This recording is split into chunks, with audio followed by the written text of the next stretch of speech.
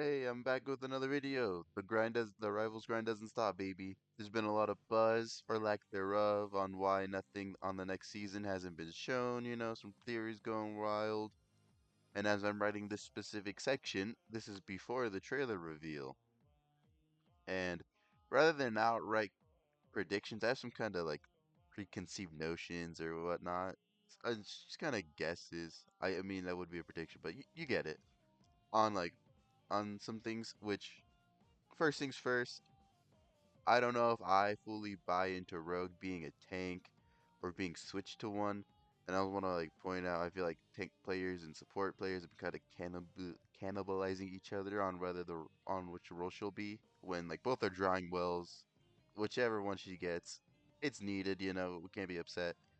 But more than likely, I believe Gambit's the one whose role gets switched.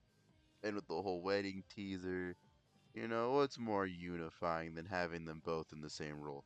Also, I really want to see the Gambit shooters hoop with him if he is an actual support instead of all the fake ones, because I know they're gonna drop him once he is in a DPS. And also, goaded support character choice if he would be. We need more popular or the cooler characters in support. Secondly, if there is something crazy big coming and whatnot, my skepticism, if you will, is beating my inner Pim like wonder because I think Lenore and AJ will just be voicing the both of them. But a more like cynical, I guess, of my like predictions is his whole thing with the third secret character, and if it's and I'm wrong, which I would be happy to be. I like being wrong about things, well, specific things, but if it is either like Deadpool or Cyclops, I feel like he'd be like sandwiched in between Rogue and Gambit so that like we are forced to have a DPS and kind of early. But that's just how I'm feeling. But the main reason I feel this way is because like okay, I kind of want to do a redo my own first video with some more purpose. But that aside, is man, the absolute favoritism DPS players have gotten, despite all that's happened and how like the have spoke out against them. But it's just like, why can't like strong characters exist within other roles?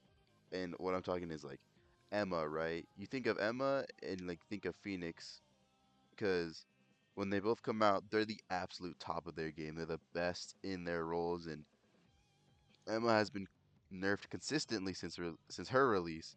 And Phoenix also got hammered down a little, but people still want Emma nerfed, whereas Phoenix is still very strong and can shut just as much stuff down as with her. But just like Emma in her current state, but like for some reason they just dodge this. They don't. And this leads to another topic that I quickly want to touch, being role queue. At this point, I uh I just think of it as a psyop by DPS players, so they never have to stop playing their specific character in a game that has like 40 something characters across three roles. It's really frustrating. I feel like Rivals loses a core component of itself and identity when it does that. Not to mention, um, people already like don't like playing tank, and like support's already kind of an iffy role. So like forcing them to always play that is just kind of stupid, funneling it into all that. But future me will take over from here, with like what actually happened in the trailer reveal and whatnot.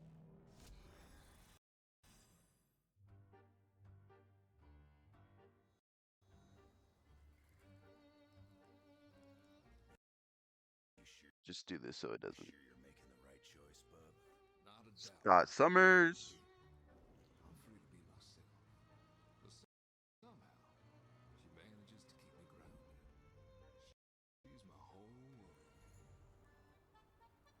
Damn, she big as hell. She might be a tank for real.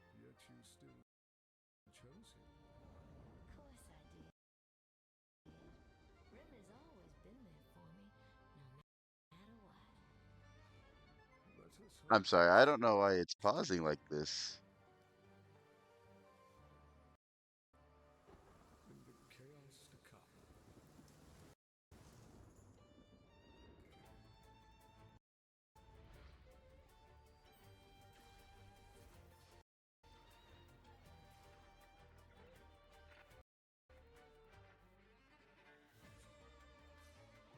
Who was that with Loki? Scott Summers? The notices?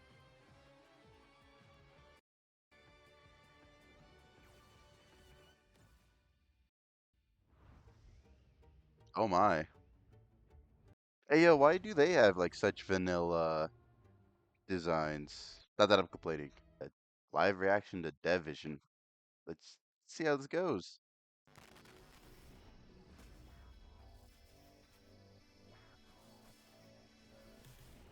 Hello everyone, Guangguang here. It's great to see you all again.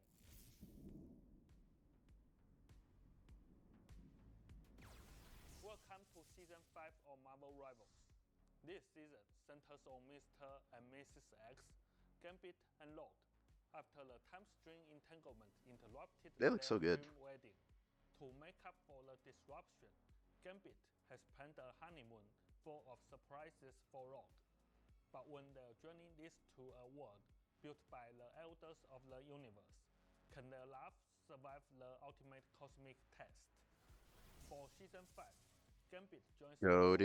Goated Gambit decision. is a master strategist, blending kinetic energy control with his iconic playing cards, agile movement, and expert combat skills to create a unique play style. In battle, he can combine his Columbium enhanced cards to unlock kinetic shifting to heal allies, cleanse negative effects, or deal damage, knocking back enemies and applying anti-heal. When teammates need help or foes rush in, Gambit can channel energy into his staff, using nimble movement and martial arts to take down threats. When Okay. activating his ultimate ability, Gambit launches kinetic charged aces at all nearby allies, supercharging their jump abilities and adding explosive power to their attacks. Season Sustainal, 5 huh? also introduces a Interesting to see thrilling how new mode, 18 the vs streets will 18 react to that. Conquest Annihilation. 36 players Huh? will catch in the all-new Grand Garden map, promising epic chaos and unforgettable fun. This mode goes live after the update on November 27th. We hope you enjoy our anniversary event to earn 2,500 units and a free legendary jetpack Swag. skin. Love to see my We are boy. also rolling out a series of Ooh new that anniversary magic. costumes Okay. from Marvel Rivals styles, looks to community-inspired outfits, and even cake party themed costumes. Okay, hold on. We can go back and look at these. But I want to mention that's interesting phrasing given the stealing art and whatnot allegations they faced. But but that's a cool, strange outfit. I don't love the Reed one. I can mess with the Blade one. Magic though. Been waiting for Community-inspired something like that outfits, for her. and And then a billion more skins to Luna. Adam Warlock couldn't have been a part of this. I like the Invis one. I like that Psylocke one too. I kind of like the Venom one. But all right. even cake party.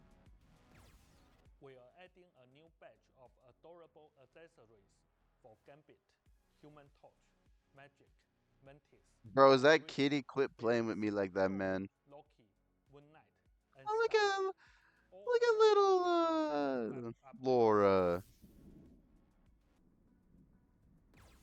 After a lot of hard work and a little hair sacrifice from Zhiyu, we finally launched our first ever PvE mode for Halloween, Marvel Zombies. This was a huge challenge, especially with only 6 months of development. We Okay. pushed limits with over 200 zombies on screen and supercharged our heroes for an over-the-top superhero experience. This presented enormous challenges both technically and in terms of gameplay design. It's just the beginning. We know there's room to improve. With a reused map, only 5 playable heroes, and just a few zombie types, there are still bugs and performance tweaks needed too. But we've seen your enthusiasm and feedback, and we promise to keep investing That's in good to hear. PvE. More heroes, more maps, more themes are coming. It will take time, but next year, expect much more from us in this front. So I assume it'd be And all now, brand new then, I huh? will hand it over to Zhiyu. Magneto's metallic fusion. So, in Season 5, we are bringing some back in new forms. We are also exploring ways to give a certain role more possibilities through team ups.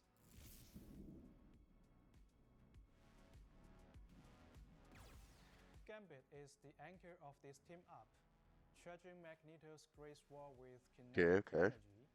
When Magneto activates this team up ability, his primary attack is replaced by launching a kinetic charge Great Sword. On impact, Okay.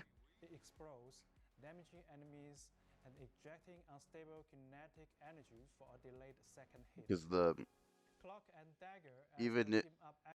even if the Mag Emma team up was technically good, I just felt like that one was really boring to use. So I do kind of hope stuff like this or like the Johnny thing team up no one uses, but maybe actually usable, or better. I think those are like the ones we need.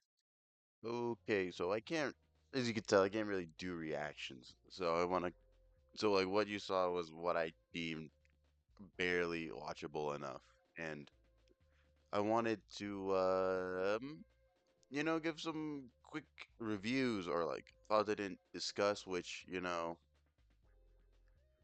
a lot of anti-heal being thrown around, which is interesting. I wonder if that's to help or to combat triple support and like whether or not that it actually does that.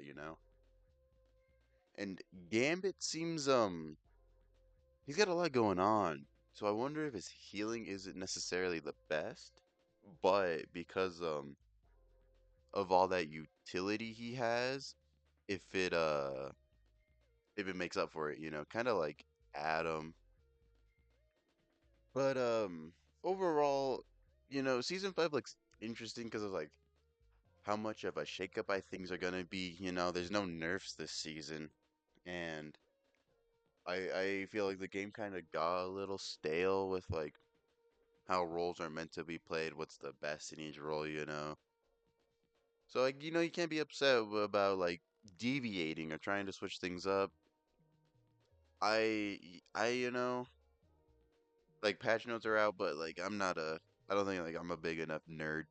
Not nerd, okay. There's some respect there. I'm just not like good enough. I don't know I'm not good enough to like when there's slight number changes, whether or not that's like actually anything meaningful or not. But that's all I got, and I didn't say it in the last video, which I'm kind of upset about because I think it's technically my best performing, but if you're still here listening to this, whether you clicked off a few minute ago, you're only here for a couple seconds. Thank you, thank you, thank you. I'm so glad I made something that was interesting enough to like take a gander at, and I'll see you next time.